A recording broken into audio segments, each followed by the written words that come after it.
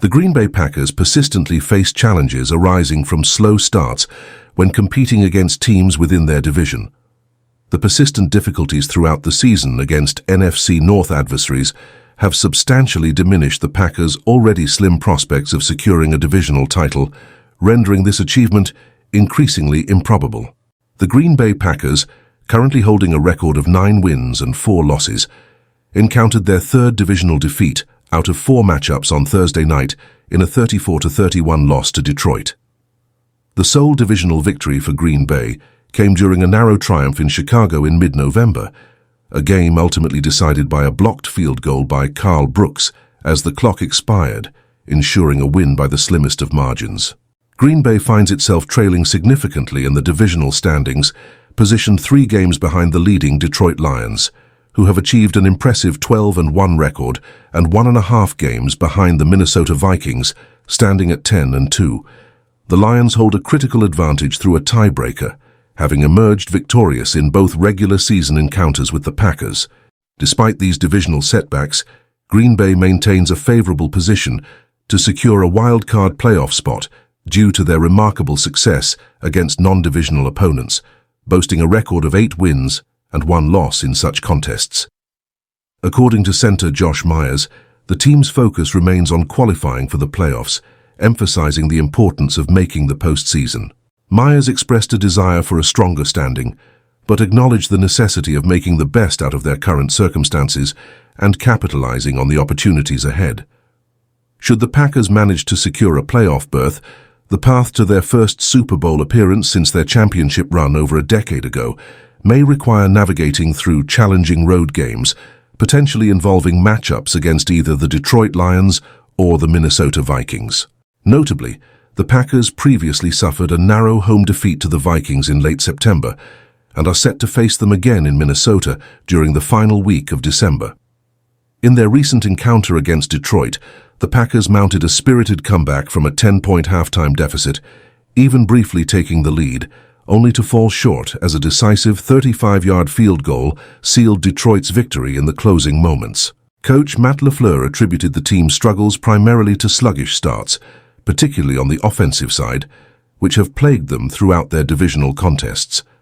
A concerning trend has emerged in these games, with the Packers consistently trailing at halftime and being outscored significantly during the first half, accumulating a mere 24 points compared to 72 points allowed. Conversely, in their other games this season, the Packers have outperformed opponents before halftime by a substantial margin. The Packers' recent history against Detroit further underscores their challenges, having lost 6 of their last 7 matchups with the Lions.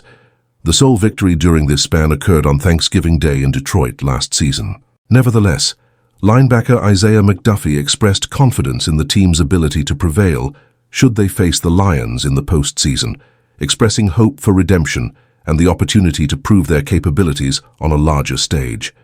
The offensive unit showcased resilience by recovering from an initially sluggish performance, producing 3 touchdowns and 1 field goal during the second half. The contributions of Brandon McManus, who successfully converted a crucial 32-yard field goal late in the game, have significantly stabilized the place-kicking duties since his arrival in mid-October. On the defensive side, several individual performances stood out, including Zane Anderson's impactful contribution in an expanded role and Kenny Clark's standout tackling effort, which limited Detroit's rushing efficiency. Conversely, certain areas require improvement. The offensive struggles during the early stages of the game, marked by 2 punts and a fumble in the initial series, highlight the need for a more consistent start. Defensively, the Packers faced difficulty containing Detroit's screen passes and struggled to halt the Lions' aggressive 4th-down strategies. Despite these shortcomings, key players have demonstrated significant progress, including running back Josh Jacobs and tight end Tucker Kraft, both of whom continue to deliver impressive performances. Injury concerns remain a persistent issue for the Packers, with several key players sidelined due to various ailments, impacting the team's depth and performance. Notable absences include cornerback Jair Alexander and linebacker Edgerrin Cooper, alongside other contributors who have been unavailable due to injuries sustained in recent games. This latest defeat also marked the end of the Packers' notable streak of consecutive road victories against divisional opponents, a stretch that included successes in Chicago and other NFC North venues over the past 2 seasons.